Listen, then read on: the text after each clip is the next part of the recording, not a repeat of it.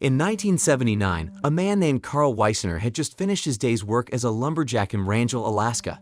He and his 3 colleagues are driving back to the town in their trucks, with Carl following behind. All of a sudden, Carl's radio malfunctions and his colleague's truck in front of him flips over. Carl slams on the brakes and rushes over to check his colleagues in their truck.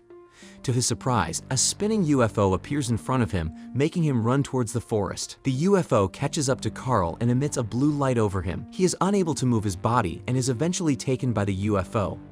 In the present day, a young man named Isaac Cypress goes to the NASA Jet Propulsion Laboratory in California, where he works as a computer engineer. He meets with his colleagues, Beck and Greta, and together they monitor the signals and movement of different satellites. Beck brings up a particular signal coming from Canada that appears frequently despite having no grounded satellites over there. In turn, Isaac intercepts the frequency of the signal from Canada and sends it over to space from one of their satellites, not knowing what it was. That night, Isaac receives another signal from an unknown origin. He grows intrigued by it but does not do anything. After his shift, he meets with his counselor, who suggests he try doing a video diary to help him express his inner feelings properly. From then on, Isaac records video diary logs, talking about his personal thoughts and leaving random warm messages for his family. The next day, Isaac goes for a hike in the woods, recording another video diary entry about his work in NASA. Just then, a huge burning object falls from the sky, catching the attention of Isaac and the rest of the people in the city. Isaac decides to check the fallen object, hiding from the authorities under the International Space Research Program, ISRP. He runs to the forest unseen until he catches sight of the same spinning UFO lingering around. Isaac tries to record the UFO using his video camera, but it suddenly disappears. Confused, he turns around and finds an alien creature right behind him. Isaac seizes the chance and subtly records a video of the alien facing him. Shortly after, the alien ignores him and turns around. In instinct, Isaac runs away from the alien, but a blue light hits him. The news regarding the fallen object breaks out, and the media depicts the object as a meteorite that reached the Earth. 3 days later, Isaac wakes up on a hill beside a sea. He finds his video camera near him and watches the footage he recorded, revealing a blurred image of the alien he encountered. Isaac is also able to record how he was abducted by aliens when the blue light hit him. In shock, he stares blankly at the horizon before feeling a jolting pain on one of his forearms. When he comes home to his apartment, Isaac finds that he can make his television disappear by staring at it. Isaac begins wondering whether he is hallucinating as he observes the objects around him. He stares intently at the video camera, able to make it disappear and reappear in front of him. The following day, he consults with a doctor for a checkup. After an X-ray, the doctor reveals that his forearm has a perfectly straight, hair-thin fracture. His arm has been precisely cut, which the doctor finds to be strange. Isaac arrives at the NASA JPL afterwards to talk to his colleague Beck. In response, Beck is surprised to see Isaac suddenly show up at work. Isaac places a cup on a table and tries to make it disappear in front of Beck. After staring at it for a few seconds, the cup seemingly disappears, but Beck does not react. Confused, Isaac tells Beck how he got the cup to disappear, only to find that Beck still sees it in its exact same spot. Isaac then shows Beck his recorded footage of the alien along with his abduction, but Beck is unable to tell if his video is real. He informs Isaac that he has been gone from work all week and that their boss has been looking for him. After a while, Greta arrives in the laboratory. While she continues to study the fallen object that landed on Earth, she suspects that the object is not a meteorite due to the lack of evidence. Isaac tries to convince Beck to tell Greta about the video, but Beck won't tell her, thinking that Isaac's video might be a hoax. Annoyed, Isaac heads back to his apartment and uploads his recorded footage to the internet. His video becomes viral in an instant, garnering mixed opinions from the people. While some are convinced that his abduction video looks real, some other reactors think that Isaac edited the video by himself to seek attention. He gets a call from a number of journalists and news outlets interested in creating a story from his video. Later, Isaac appears in a televised interview with a journalist named Christine Schaefer. During the interview, he tells Christine and the viewers about his abduction experience in detail. On the other hand, Christine throws misleading questions towards him, showing doubts on Isaac's story. Following his interview, many other journalists, bloggers, and visual effects supervisors reacted to his abduction video.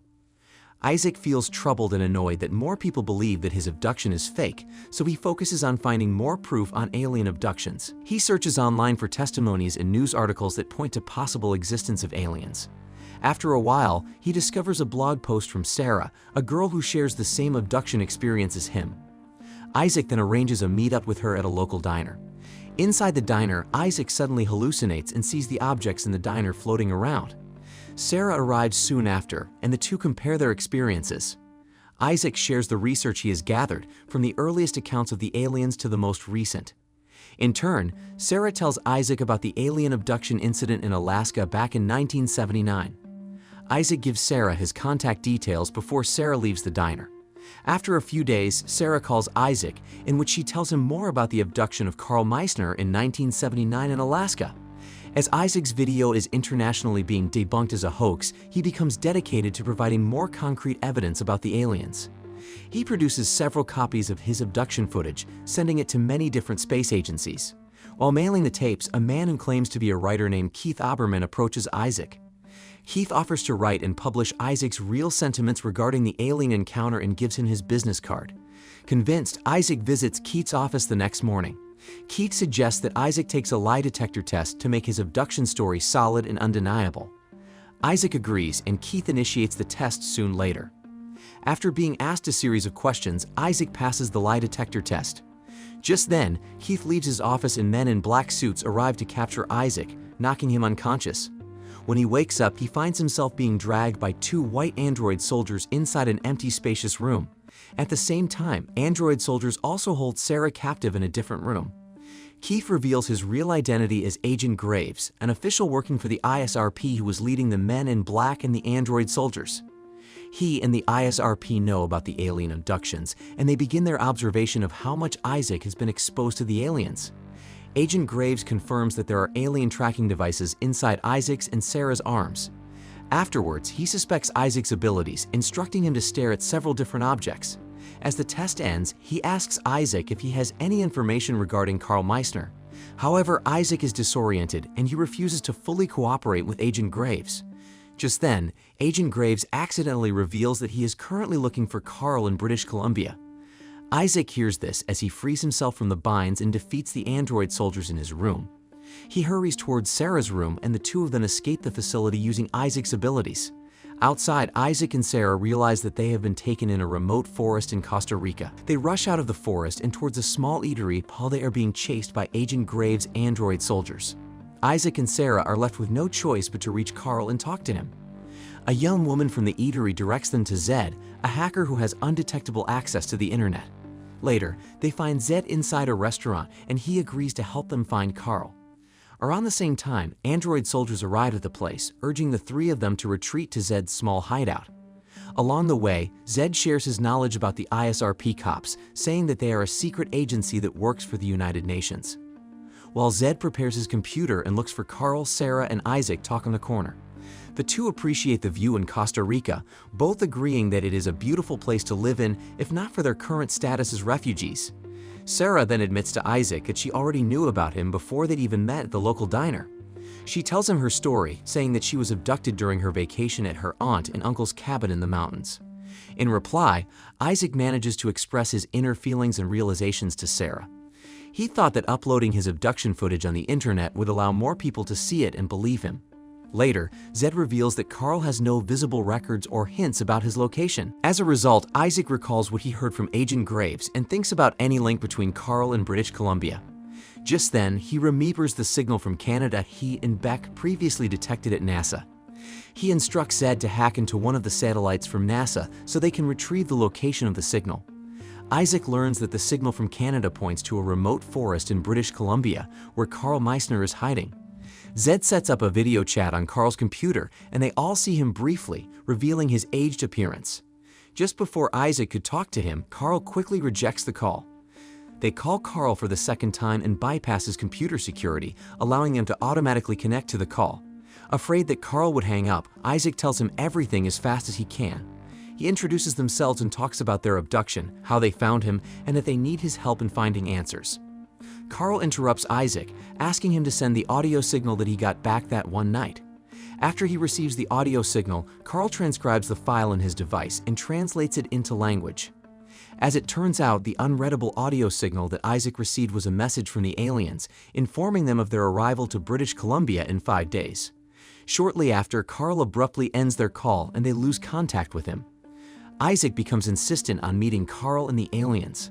He manages to convince Sarah to come with him while Zed decides to tag along. That same day, the trio set out to travel in British Columbia. They avoid public vehicles to prevent themselves from getting caught by Agent Graves and the android soldiers. Zed leads them throughout their travels, using his connections to board a plane out of Costa Rica for the three of them. On the other side, Agent Graves utilizes the tracker in Isaac's and Sarah's arms to find out that they have left Costa Rica. He then instructs all the agents and android soldiers to meet in Canada and look for them, including Carl. Isaac, Sarah, and Zed arrive in British Columbia in the morning, and they ride a train that leads to the nearest town to Carl's cabin. On the train, Sarah and Isaac get to know more about each other. Just then, Zed's laptop detects the presence of android cops nearby, and the three find themselves cornered inside the train. In defense, Zed gives them a mask that confuses the cameras of the android soldiers. The trio seat separately and stay still as the android soldiers scan their faces. An android soldier stops in front of Isaac, momentarily confused of his face but eventually detects them. They run to another train carriage and successfully kick the android soldiers out of the train.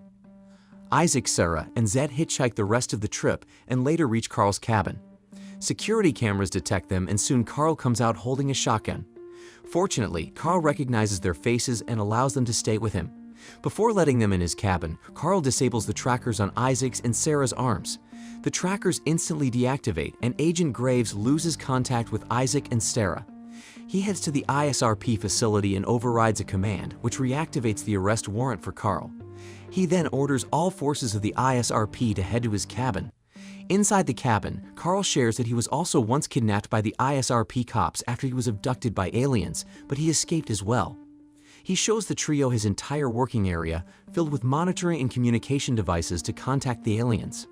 According to him, he needed to find a way to make contact with the aliens, seeking for answers. Carl bought equipment from research facilities, saying that he has been accumulating the equipment for a long time. Moreover, he discovered a way to decode audio signals to language while in hiding, prompting him to learn about the arrival of the aliens. Isaac suspects that with Carl's invention, he can effectively communicate with the aliens. Eventually, Carl also tells them his full alien abduction experience back in 1979. Later, Sarah discovers a phonograph while exploring the cabin. She activates it and everyone listens to the music, falling silent for a moment. 2 days before the aliens arrive on Earth, Zed returns to Carl's working area. He studies his equipment with full interest and is about to touch a knob when Carl suddenly catches him. Zed admits that he is impressed with Carl's collection of radio transmitters. He wonders how Carl was able to learn about audio signals, knowing that he was previously a lumberjack. Outside the cabin, Isaac and Sarah spend their time around nature while talking to each other. Gradually, Isaac overcomes his inability to express his inner feelings and finds himself able to tell Sarah his thoughts. During their talk, Sarah begins to acknowledge that she has felt differently as a human being since they were captured in Costa Rica. They wonder whether their exposure to the aliens has something to do about it, and if it is a good thing that they have changed. Later, Sarah wakes up in the middle of the night and finds Isaac outside the room. Isaac walks into the room, telling Sarah how grateful he is that the two of them met, before wishing her a good night.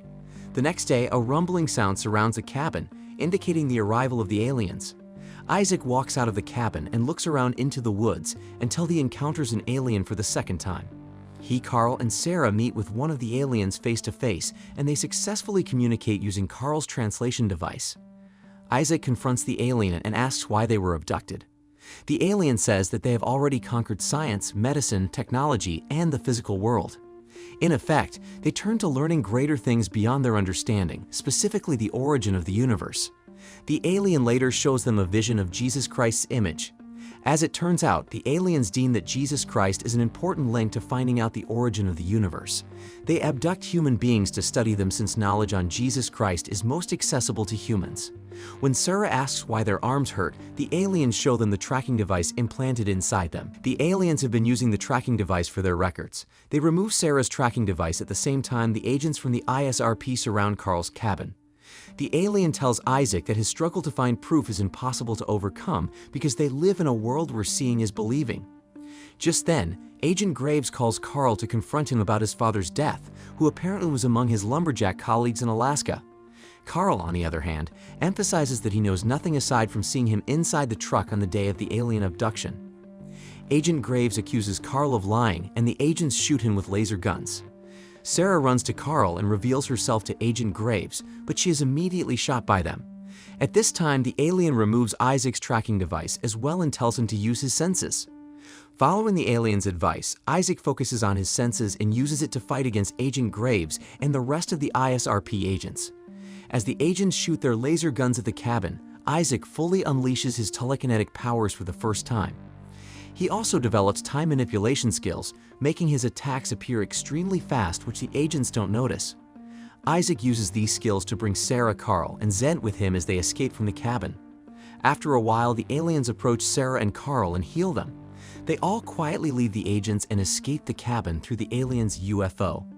After the laser gun attack, Agent Graves roams confusingly around the cabin just before he catches sight of the UFO flying away. 6 months later, Isaac uses telekinesis to control his video camera as he records another diary entry. In the aftermath, Isaac and Sarah move to Costa Rica to live a normal life together. The couple has built their own eatery in a small town, and Isaac subtly uses his developed skills in their everyday lives. Zet and Carl have teamed up and are currently working in a new underground tech intelligence agency. Meanwhile, Agent Graves was deemed guilty for abusing his authority, which resulted in his immediate dismissal from duty. The film's opening scene showing the abduction was interesting to watch. The language used in the scene showing Isaac's work at NASA was not completely technical, but rather enough to make the ordinary viewers understand. Throughout the end, however, the plot went to a massive turn, in which philosophical questions about the universe are brought up all at once. It ended with a strange and misguided blend between science and religion. Furthermore, it is a waste that the film runs for 2 hours, but has not touched many aspects of the plot. For instance, the antagonist Agent Graves is suddenly revealed to have so much emotional baggage towards Carl for what happened with his father, but there was no hint of such throughout the movie. Overall, the premise of the film is common, but not overrated. It could have been portrayed better with improvements in the script and plot execution.